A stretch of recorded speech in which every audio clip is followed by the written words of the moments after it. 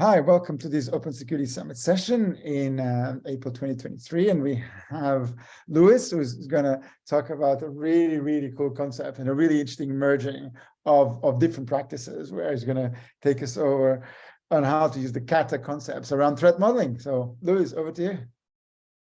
Thank you very much, Dennis. So, yes, my name is Luis Servin. I'm a cybersecurity architect, and since Monday, I may call myself platform security lead at a company in Hamburg, Germany. But in this case, I'm talking about things in my experience. My employer knows nothing about this, and I'm not saying they endorse me in any way. So this is just flexing our threat modeling muscles between friends. And I hope everyone in the meeting is willing to participate. I don't want to make a presentation as such. I want to have a working dialogue with anyone in the call that feels like participating, of course. I have been doing threat modeling for nowadays about over 10 years. I have no idea when exactly I started, but it was around 2011, 2012. I've looked at the aerospace systems, automotive systems, IT systems, OT systems, IoT, and yeah, I don't tweet that often. So, but still, I have a Twitter account. And Mastodon account. I'm all in for InfoSec information and exchanging information, and I will be referring to my GitHub account and a couple of there's a repo there where we will be, which you can clone. And from there, we can just take it away, okay? So to get started, what is threat modeling? I like this definition the most from Brooke Schoenfeld. Threat modeling is a technique to identify the attacks a system must resist and the defenses that will bring the system to a desired defensive state. So as you see in the definition, there's nothing saying it has to be applied. And it is about understanding the system we have, understanding its situation, and understanding its particular threat exposure. As usual, threat modeling is a four-step process. You model the system, that is, you try to understand scope and understand scope and then model the system, which means you basically draw a nice diagram. Then you analyze the threats, trying to identify and document vulnerabilities and threat scenarios that affect these vulnerabilities. And then, of course, the most important aspect of all of this is mitigation and validating the outcome. So that's all I have to say to threat modeling. Are we going to apply it? Feel free to make any comments, any questions on the chat. I'll ask Dennis to maybe open the session in a second for everyone to participate freely. Yeah, I'll keep an eye on the chat, and anybody asks questions, and you can say it, and I'll bring people in. Thank you. So Kata is a very nice symbol. Well, there's actually two symbols, but I like this one more. It's a Japanese word which means form. Well, there's like several words that are pronounced kata, but this kanji in particular refers to form. And it's basically, if you have ever done karate or other martial arts, it's a repetition of movements. It's a choreography, if you want to call it that way, of movements. And you can do the kata by yourself, or you can do the kata in a group. The idea is that you train your body to move in a certain way. You train your muscles to create what is called muscle memory, so that the movements feel natural. So when I was doing karate many years ago, when I was doing karate many years ago as a child, I remember spending about half the time of the karate lesson doing katas. There's a question by Console. Where does the concept of risk comes in as we perform threat modeling?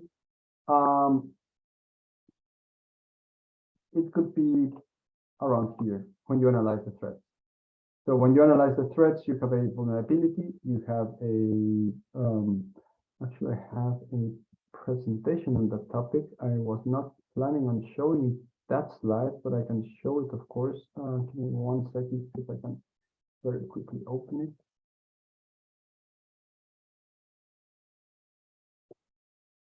And then that will make the concept of threat modeling a lot easier to understand. Give me 1 second, and I'll have it ready for you.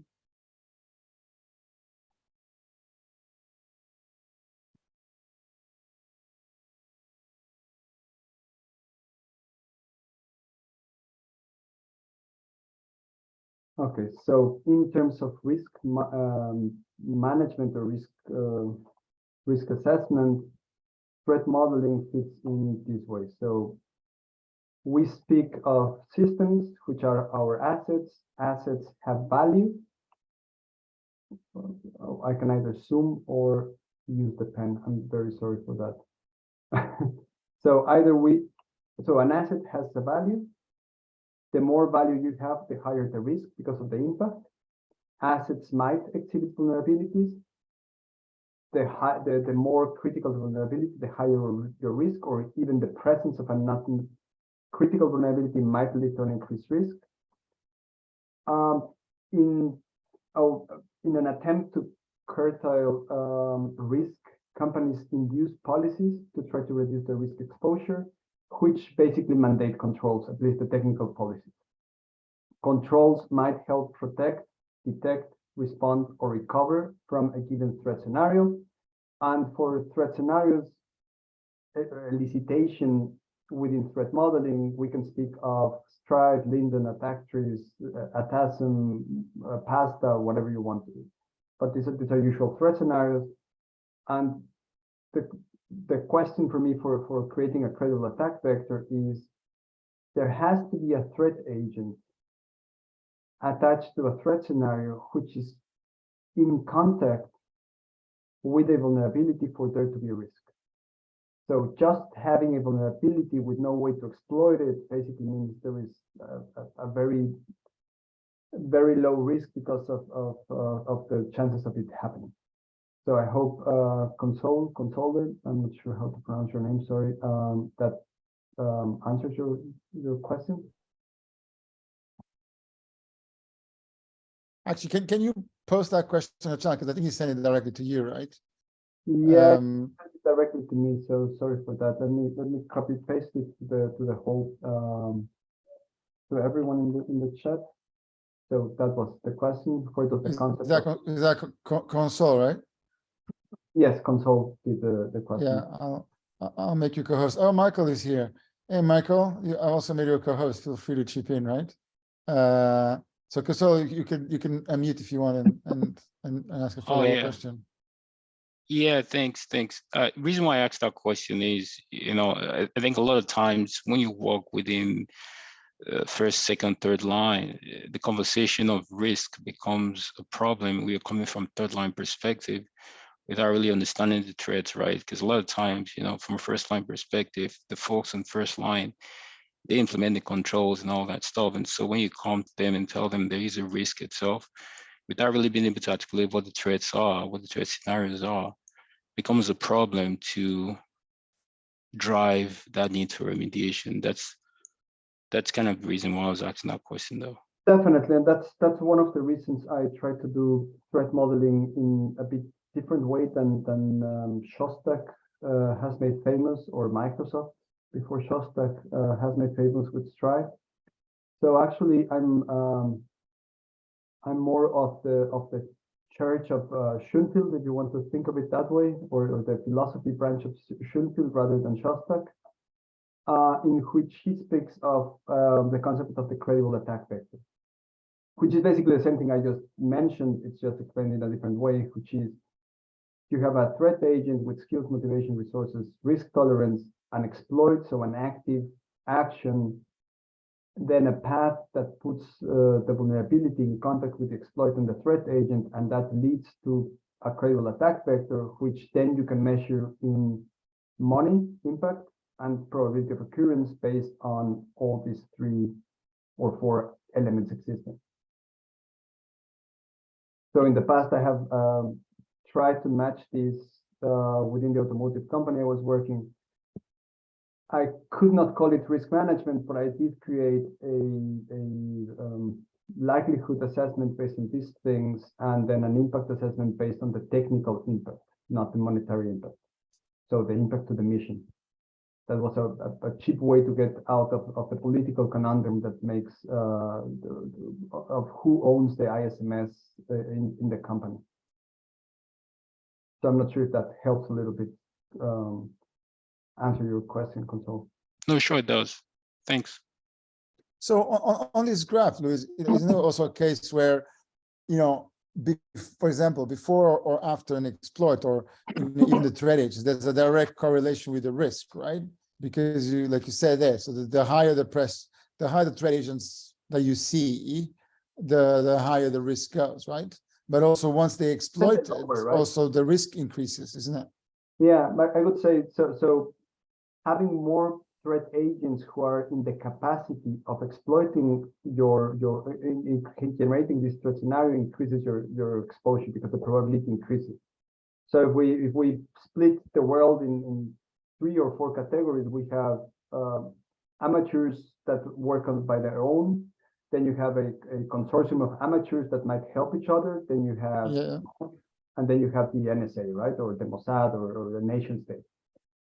So if your only attack agent, threat agent, is the Mossad or the nation state, it depends on what you're building, right? If you're building weapon systems, you have to protect against them. If you're not, maybe not. But if my 13-year-old nephew can hack your system, you're really in trouble.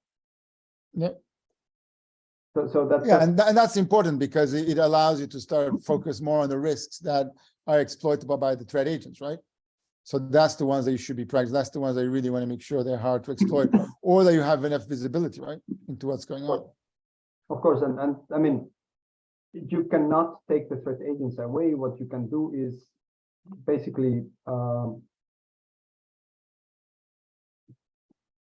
cut this exploitation.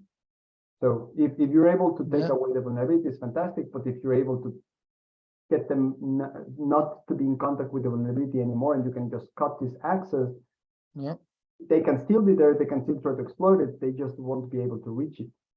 Exactly. So not everything in the security controls that you propose is about cutting access to or impeding the vulnerability from succeeding. Sometimes you can just cut the way to the vulnerability, and you can buy yourself some time to patch or do something else about it. Okay. All right. So, yeah. Any comments, questions on that?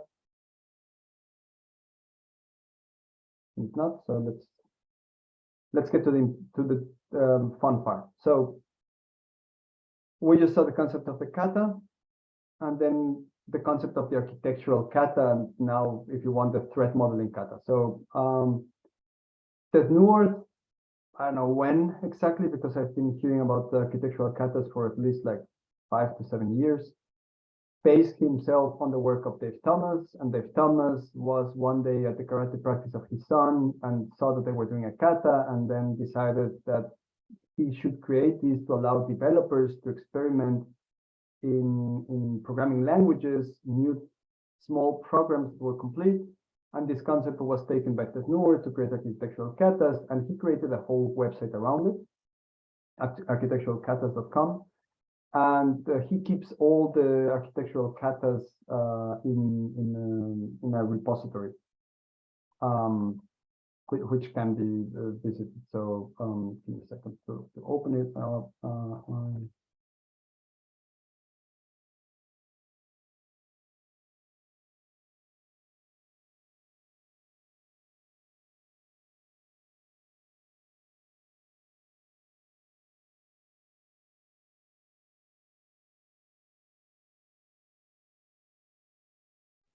So this is the website from Ted Noor.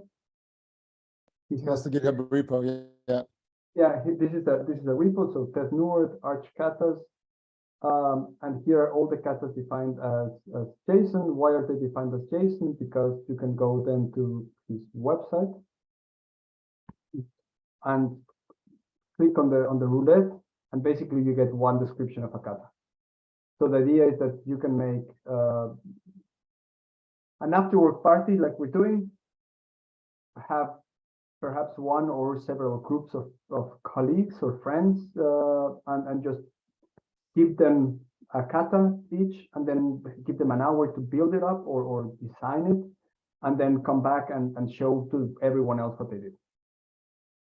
So in that sense, I was looking for something that was taking my interest, and I chose one about the grading system. So I'll present that in a second. Just wanted to show the site.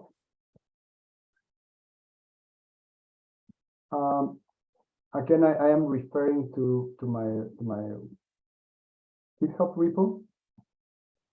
This we could gladly host the OSS repo as well in one or in the organization OSS if you have, if I can create a repo. So basically, what I'm trying to do is create here resources for the katas that I'm doing. So this is the second kata that I do. And the most important thing here is the setup. So if you want to follow along, I'll copy this into the chat. I just lost the chat. This is really cool. Nice. I just lost the chat. Where's the chat? Oh God. Could anyone type hello? I'm trying to find the chat. Oh, there's the chat. Sorry for that. Sorry for the So that's the repo. The repo has the. I have to push the latest commits I've done to the repo. I try to organize it so that we can have a clean slate to start right now. But basically what I'm saying is I'm giving you instructions on how to do this. The most important thing is install VS Code, install a GraphViz plugin, and if you copy paste this JSON, you can just follow along as I do it, but you don't have to do it. You can just watch and enjoy the show. So so that .graph is which one is it? .json .json is called. So this is just a for dot files, which is the GraphViz format. It is the shortcut, the user created settings. So give me 1 second to show you how it looks like. There it is. So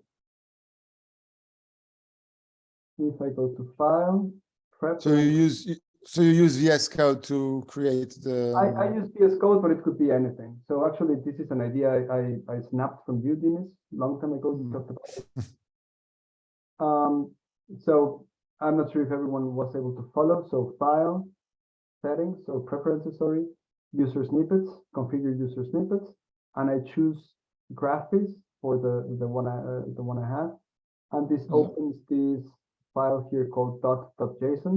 I did choose the name, sorry, it's horrible. But let me close this and let me close that.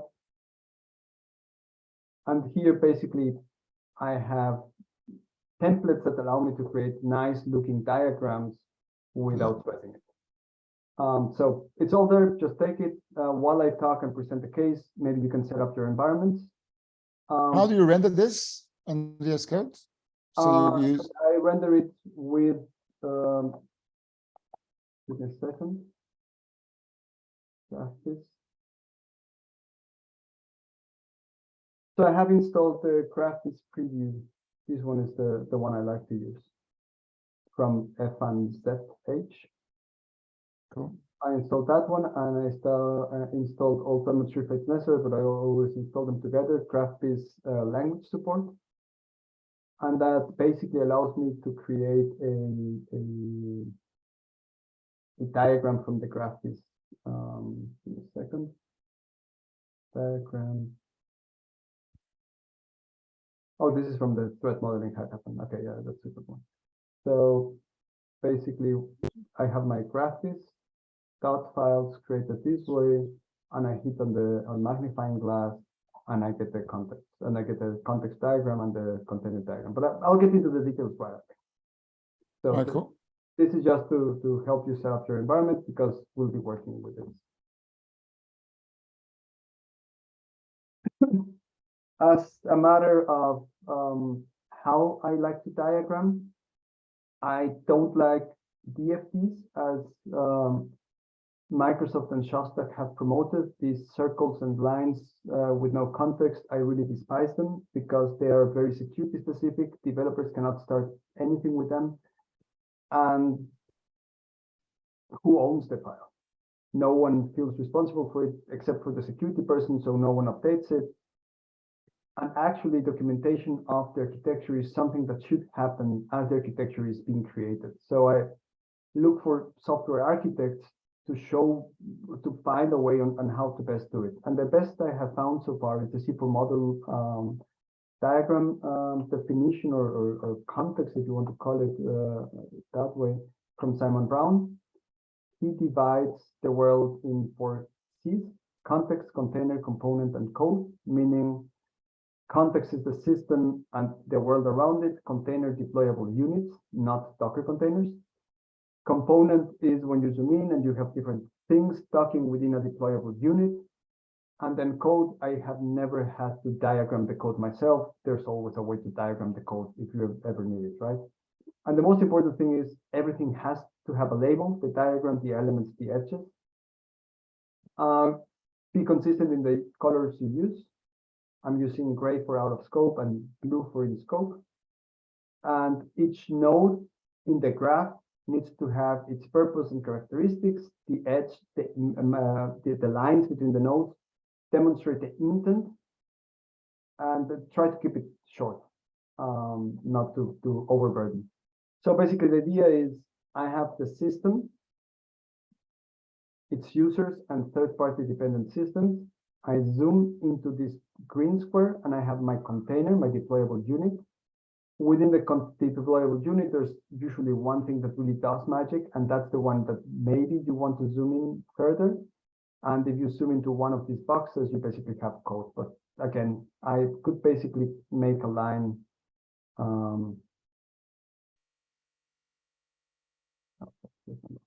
Sorry for that. I could make a line here on the level I usually go for threat models. If I ever have to go deeper than that, I ask directly for the code and how they're implementing that. Usually I do this for input validation and JSON Web Token validation when I want to make sure that they're really doing what they're telling me that they do. Okay, so I think this is also a great way to sometimes avoid mixing context and making sure that the elements stay at the right altitude. Or else sometimes you have some threat models that mix things in the middle of it, right? So this allows you to, each one leads to the next one, leads to the next one, right? Which is actually quite cool. Well, while I was at this automotive company, I had a big number of software architects or security architects that were doing threat modeling. And more often than not, I had a network diagram that actually tells you nothing about the application because it stops at layer 4. Yeah. So that's a problem I have with DFTs. They usually stop at layer 4. And if you want to make them more detailed, you get such a big diagram, it's very confusing. Whereas here, you can basically pick every one of these containers, tear it apart, and create a separate diagram for every one of these containers. And then for every one of these components, you can still zoom in at different layers, and then you can always separate them very well. So I rather have this kind of diagramming, which is created as code, which can live in the Git repository together with the code, so that now the developers don't need to go out of their IDE to create, enhance, or update the diagram. So there's no excuse not to do it. Yeah. The biggest problem with using Figma or Draw.io, with the web version, of course, is that you have to go outside and do it, and you have to use a GUI, and sometimes you don't want to use a GUI. Sometimes it's just, as a developer, a lot easier to type, fill in 3 things, make a line, and that's it, right? So that's why. Where do you store these files? Do you put them on the GitHub repos? I think you mentioned a bit about ownership, right? Where do you put them? I usually, when I engage with the developers, I try to get access to their repo, and if they have a /docs, Yeah. I put it right there, /docs images or /docs architectural diagrams. And then the threat model is the report is a matter of where you want to put it. Yeah, cool. Michael is asking about TFT boundaries and where do you enforce the controls? I ask you to be patient. I will show you that. This is just a matter of diagramming and agreeing on how we're going to do this. Yeah. All right. So let's start with our kata. The kata is called make the grade. So basically we have, I mean, this is very US centric probably, but still fun. A very large and popular state would like a new system to support standardized testing across public school systems, grades 3 through 12. So we have 40,000 plus students, 2,000 graders, and 50 administrators. Okay, so far so good. Perfect. Requirements. Oh, sorry. Students will only be able to use the application within testing centers around the state. So the application will only be used within testing centers. Most of them will be in schools, but not all of them. Students should be able to take a test and the results eventually consolidated. Oops, sorry, I'm not a very good underliner. To a single location representing all of the test scores across the state by school, teacher, and student. So, I mean, just by looking at this, we have perhaps a huge problem with PAI data. Tests will be multiple choice, short answer, and essay. And the system should have reporting. The system should have a reporting system to know which students have taken the test and what score they received. Now, the question here is, who is seeing these reports? Who has access to these reports? Is every school director, every school teacher getting a report of which students have taken it, or is the state or the I have no idea how the US separates states into counties. I think is the county marshal or the county education person the one that receives this report? So it's not quite clear here. Of course, it's multiple answer questions, but there's also short answers with sentences and essay questions that will be graded by teachers, and the teachers will then add the essay grades to the system.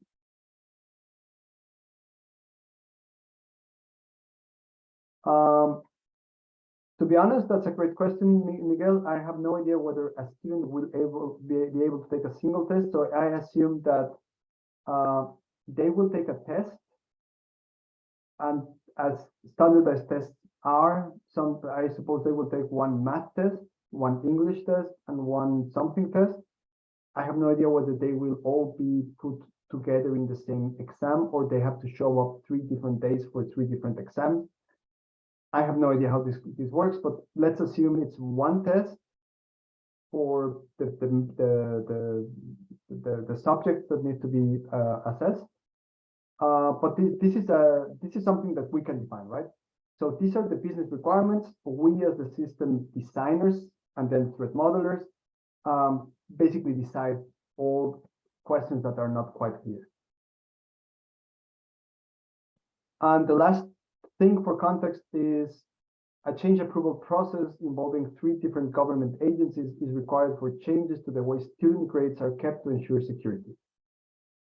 The state does not own its hosting center, but outsources it to a third party, and the project must defend its budget every fiscal year. So basically, don't get hacked, don't make a scandal, and you might be able to, don't mess up records, don't be in the news, and you will be able to keep your budget, I assume. So I'll keep the requirements at hand, and then I'll probably switch the screen so that I'm able to see it directly. So far, any questions, any comments to this?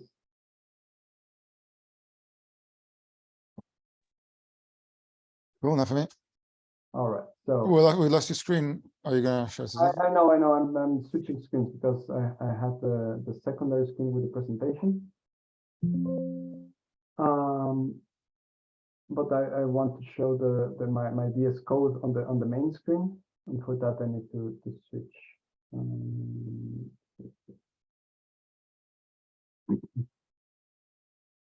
Modeling and share my screen. Sorry for that.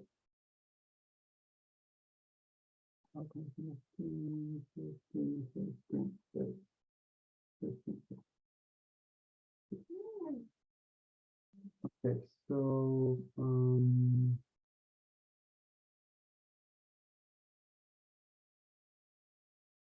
so how do I increase the size here? So I hope you could set up your system. I will create a new file for threat modeling. Let me create a new directory for this session. So I will call this session Kata or Trail. Create Kata. And inside create Kata, I will create the context diagram.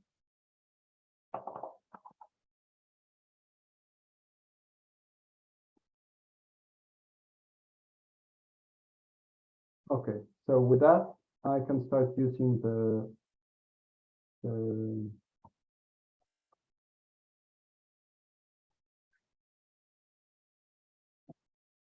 so this is part of the .json file that I told you in the beginning. I'll make I need to change sorry, how do I change the setting preferences? Sorry, I'll change the font to make it easier to read. Settings. Text editor, font. Now make it really huge. 90. Okay. Is that readable? Anyone? It's a bit small. Can you make it a bit bigger? Still a bit small. Okay, let me make it bigger, of course.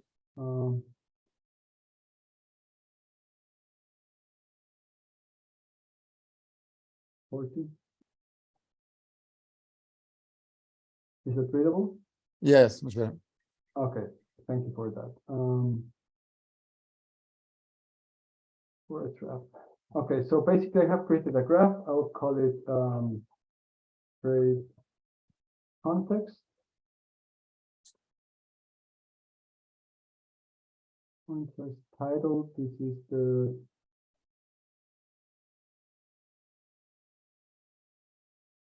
creating system context diagram. And I want to see how I create it. So far so good. And I start with the first entity. So I will put my system in the center. I will put it without an image because we don't have any icon for it. So we'll call it grading.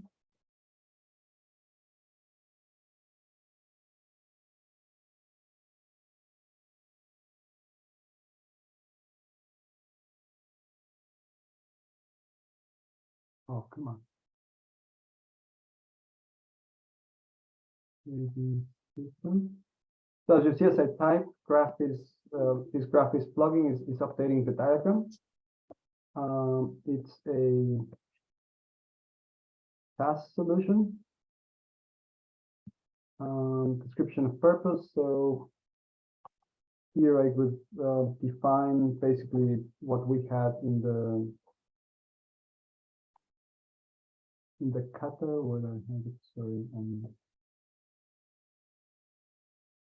Mr. Kata. That's my Kata. So here I have it. So we have the tests. So it allows students to take tests, grades. So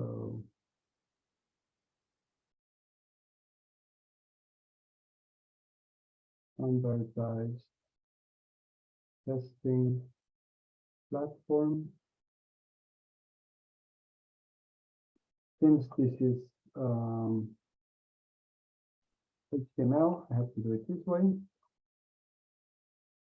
So it's a standardized platform, testing platform.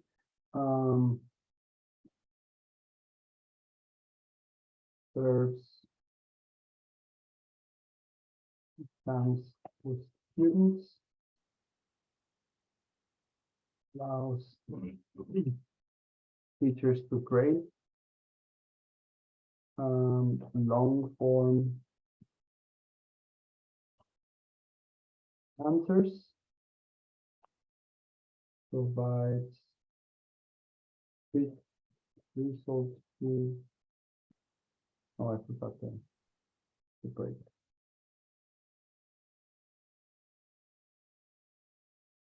Provides quick results to multiple choice.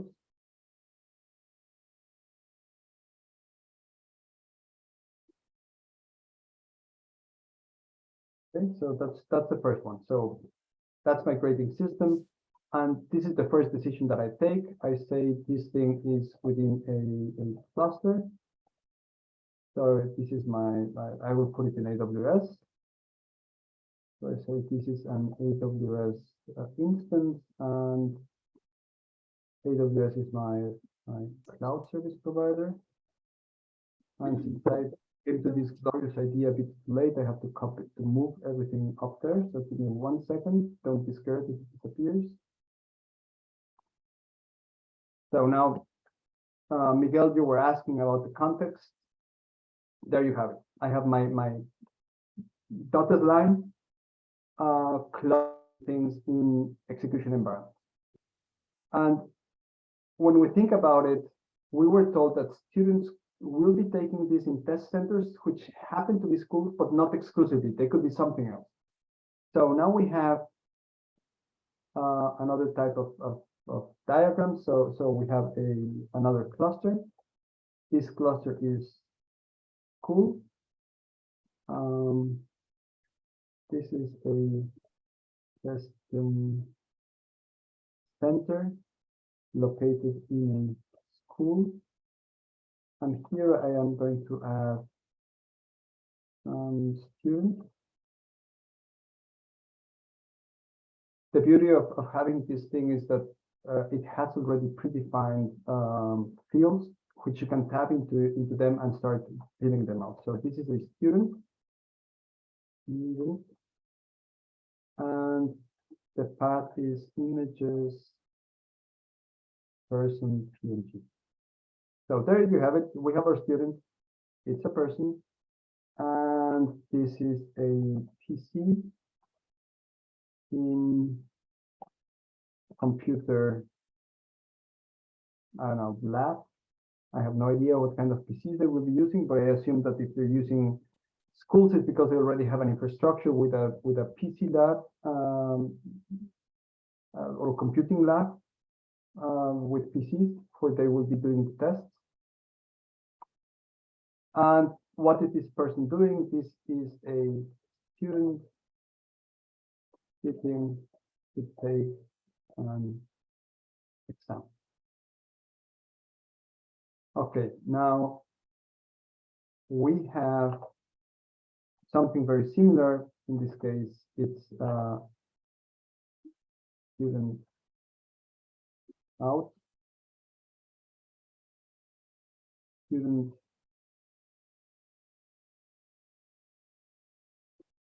I will call it P. Oh, well, it's exactly the same thing. I have to move it to a different path. Sorry for that. Images, person, PNG, and the type is in an unspecified location. So we have no idea where this location will be. And again, this is a student sitting to take an exam. And again, I'm sorry that it was too fast. This, because this should logically be another cluster. So this is a cluster out. This is another testing center. I will call it B, which is not a school. And here I wanted to have this user. So Miguel, as you see, I have, or Michael, sorry, As you see, I have now 2 students, 1 grading system. Now I need to connect them together. So let's say student is interacting with.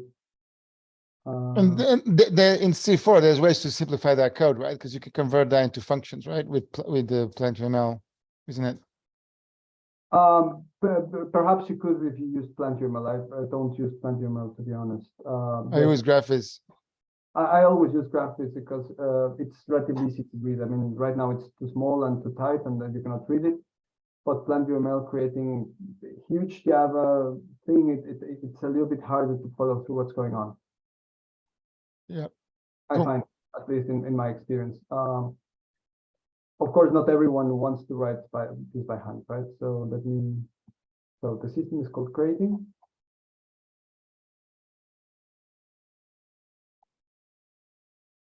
So now I have the student talking to that, and then I have the other type of student out, who was also talking to grading.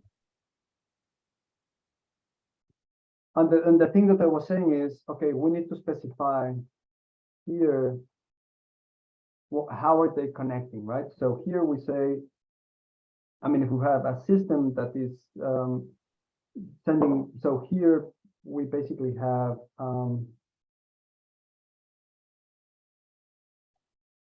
retrieves questions from, right? So this is following the C4 methodology again. So here we retrieve questions from grading systems. So we read it as a sentence. And we also have the case in which we send responses to the grading system. And this is where the threat modeling comes in. How are we connecting? So let's assume we are connecting with HTTPS. So the connection is kind of secure. And now the question here is, how are we going to identify? So how do we prevent spoofing? So Michael was already thinking about spoofing. So Michael, if you're still there, how could you prevent spoofing? Actually, and a follow-up question to that, Luis, is I assume you can break this down a little bit further, right? For instance, in the case of AWS, you might think of multiple components eventually. Let's say you have a microservice. That's the container diagram. This is the context diagram. Right? Right. So we don't want to jump right into the technical stuff. We just want right now to put the system in the context of its users, in the context it lives in the world. And then just like in Google Maps, you zoom in, we could create a container diagram in which we start tearing apart our architecture in the cloud and putting all the systems that we have and WAF and whether we want to deploy in Kubernetes or in Lambdas or it's all open, right? Yeah, that makes sense. That is just the context. And very often I have found some developers are not aware of the context the system operates because they're working in this small knob inside the bowels of the beast and they have no idea how the context looks like. So when you ask them who's your client, who's using your system, very often they don't have an answer. Which means they assume things are happening some way, but who knows how they're really happening. And that's why I like to start with a helicopter view, 10 kilometers above the earth, and then start zooming in towards the details, rather than start right away with the details, because then you're overwhelmed with information. So what we could start seeing here is, okay, which is the first threat that we see here? So my students, what is the motivation of the students to not behave correctly? So who can anyone think of any threats coming from the students?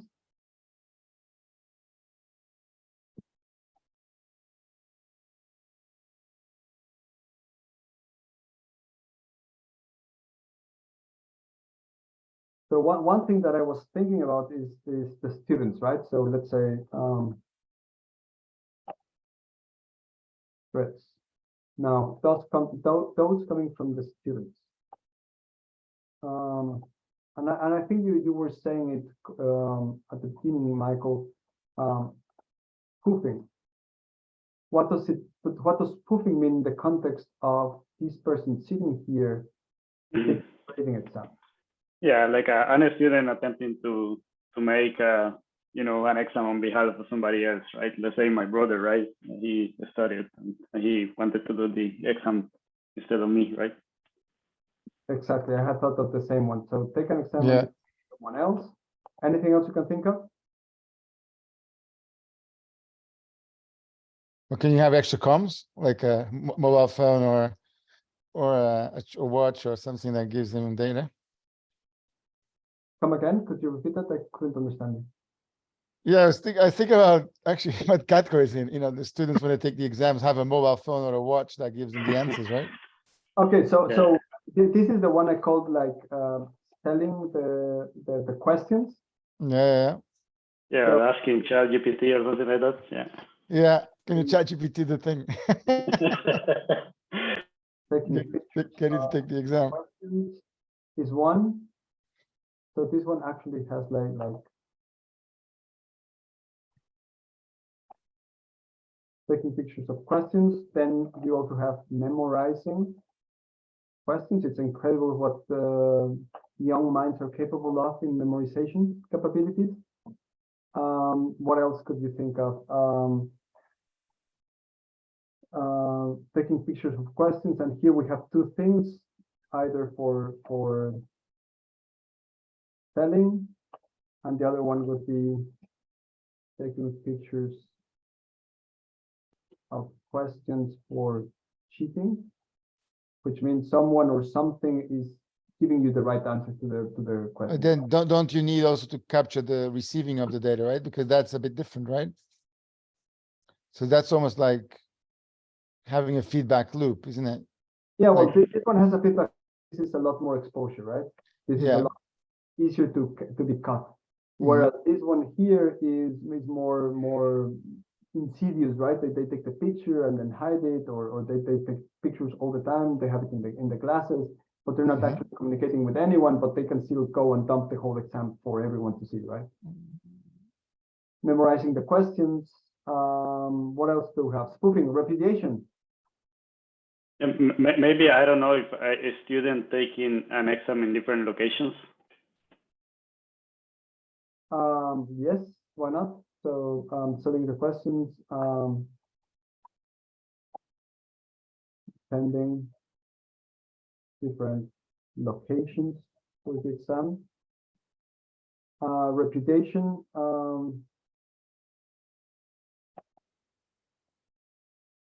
it wasn't there. It wasn't them, right? Yeah. Those are not my answers. Yeah. So right, so There was a failure during taking the exam or something like that. yeah, well, I mean, I wasn't there, right? Yeah. To me, You- that was actually sitting. Yeah. I don't know. And then the other one is reputation. I am pretty sure I answered something else. Now they changed it. So there's a mistake in the matrix, right? Yeah. So Makes those sense. are not my answers. Could be a reputation attack to the system if they don't like the grade. How do you connect these to the individual elements? Are you gonna Yeah, use we could keywords for add this? them. We could add them, all of them, right? But the idea is not to get it too burdened on the exam. So that what I try to achieve with these diagrams is to inherit them to the developing team, because very often developing teams don't have Yeah. good diagrams. Well, if you think about it, the ideal situation is this was created actually by code, right? Mhm. Yes, you could use structurizers. So you know when that should I be could created add- programmatically.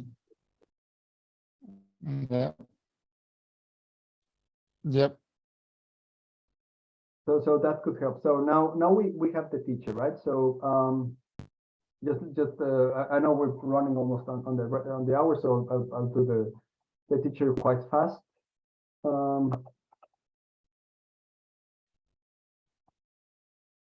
Teacher. Um,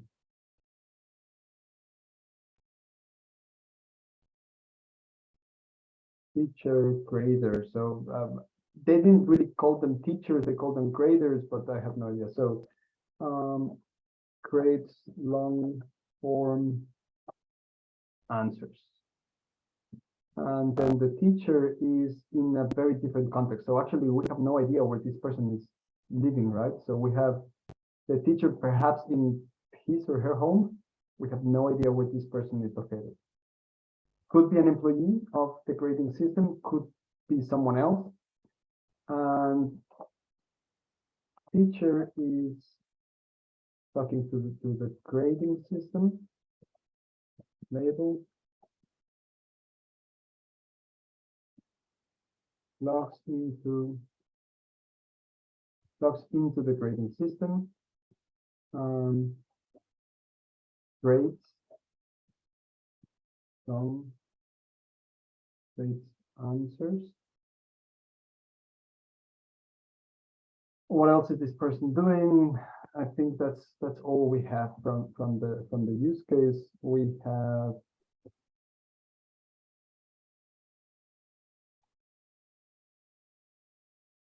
system should have a short answer and say questions will be manually graded by teachers who will then add the essay grades to the system. Okay, and they report the grades. No, logs into grades answers and the system consolidates grades. Okay, so we don't have to do that. Now,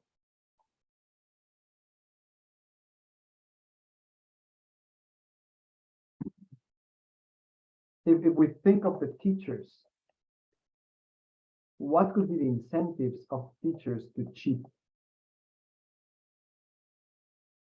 So we have here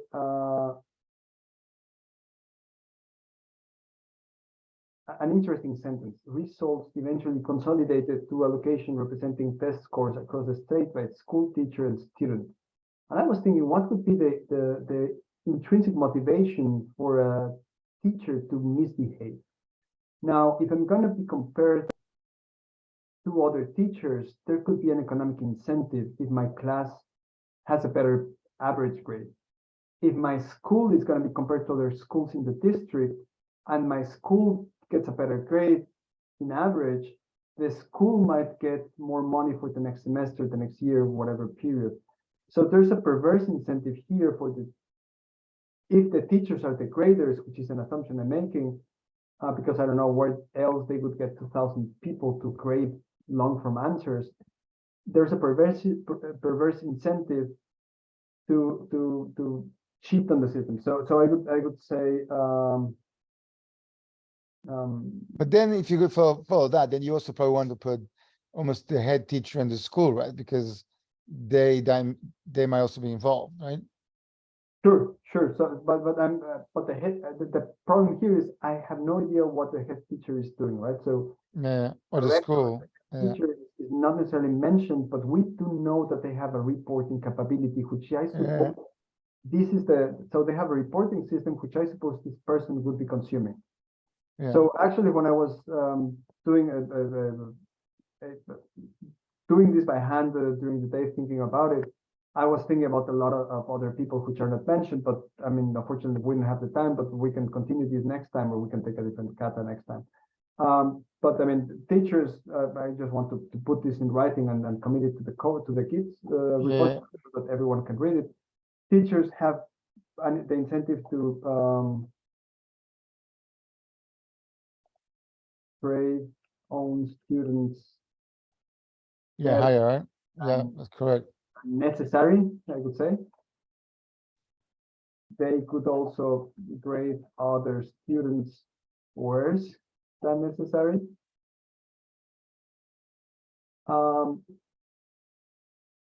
Now, could they share the questions? The answers, they have the questions, so they could also sell. Yeah, sell the answers, right? Or not even sell them, but in the same way to prepare the students, sell, misuse the questions to prepare students, right?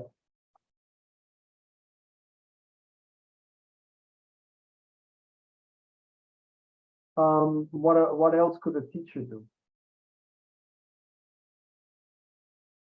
grade their own students better. Well, are they monitoring the exam? They could facilitate some of the actions of the students. Yes. Can you take it to the next level and spoof a teacher? Facilitate, yeah, of course, right? So they could facilitate cheating, of course. In a second to put that in the right hand side.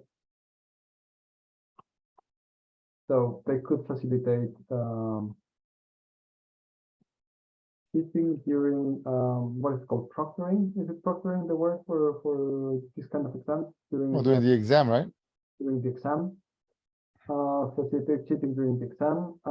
Spoofing, get teacher access to the system.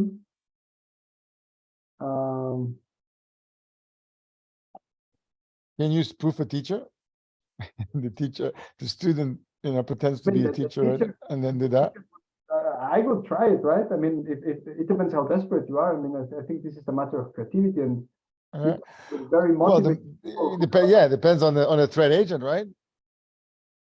Yeah, so here the teacher could be losing or having her password on a post-it in the class. Yep, And the student takes it, or the student guesses the teacher's password based on yeah. the car model or the reset question or whatever not, students are very creative. Since this is at the school network, students could prepare the school network to flood the network. So we could even have here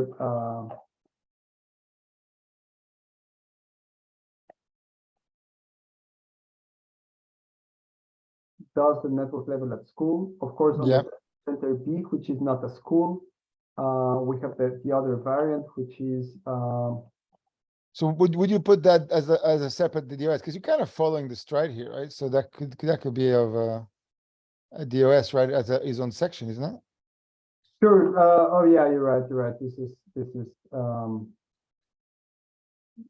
does, and here I would say network level at school. Of course, you could also have app level for the grading system.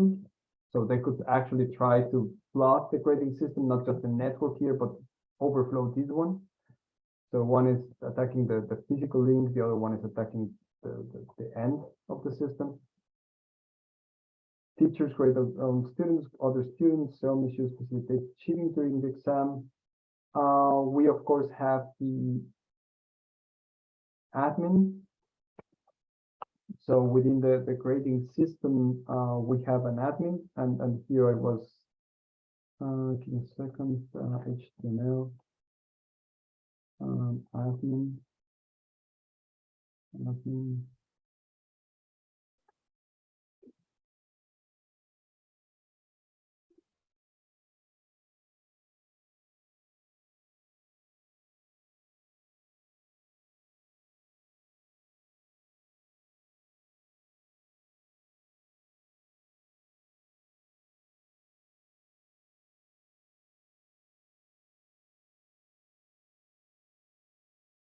Now the question here is this admin the admin, right? So we have information regarding the admins,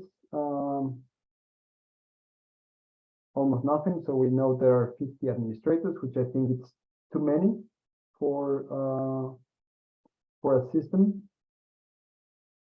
And I have no idea what they are. They're nowhere in the description, so we can only guess what that means, which is for me basically admin the grading system, which for me would be maybe not a grading system admin, but this could be the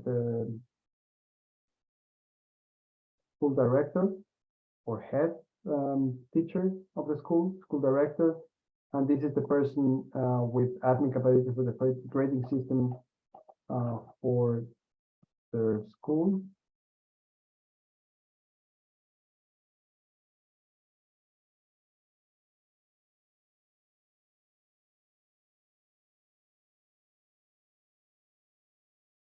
And this person, let me zoom in because it's not really visible. So this is the person with admin access to the school. So this person can teachers teachers.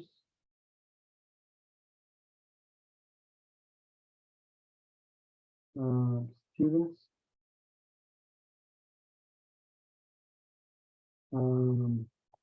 Get reports Yeah, manage the grades. per class. Cool. Manages the grades. I'm not sure, but yes, sure. That would be getting the reports, right? So the system is Well, calculating. also editing the reports, right? Editing the data, right? Can the admin edit the data? I think that is a different kind of admin, right? So this is the tenant admin, if you want, and then you have the real admin of the system, the one that sets up the system and keeps it alive, right? So this is the tenant admin, and you could think of it like as a SaaS solution. Every school that is onboarded is a tenant. Yep. The information should be kept separate, but you have an admin, let's call it SRE people, managing it with access to the real data. Yeah. So So if they got compromised, they could change the grades, right? yes, and those are the ones that can change the grade. So here, what we could, I mean, the teachers, then we have the incentives for the director/admin, and here the incentive would be to get better grades, leaking answers. Could they have access to the answers? I don't know, but I mean, they could probably try to. And that leads to a very interesting question. So everyone is talking about the grades, right? Everyone has to do with questions. Who's putting the questions in? Who's creating the question? Yeah. So that question is not answered at all. So sometimes it takes me a lot longer to do the non-technical diagram than to do the technical diagram, because there are so many unanswered questions that immediately show you abuse. Well, and it goes back to the idea that sometimes when we do these things, the hard part is creating architectural diagrams, right? Is getting designs of actually how things actually work. Once you have that, it's easier to find the vulnerabilities. Yes, exactly. So, I mean, we're already 10 minutes above time, so I think we might have to close it, and then we can decide whether in the next month we Yeah, let's do another one. This is really cool, man. And I think this is a great way to, and then if you share the links, then especially with the recording, can you, because the thing that sometimes we don't do is let's add more data to the session itself, because once we share the video, the summit session, it's quite a nice one because he has the video and Adam is actually here. He adds to it, but for example, adding the links, adding some more examples. So yeah, let's do that, and let's do another session in June. That's cool. Yes.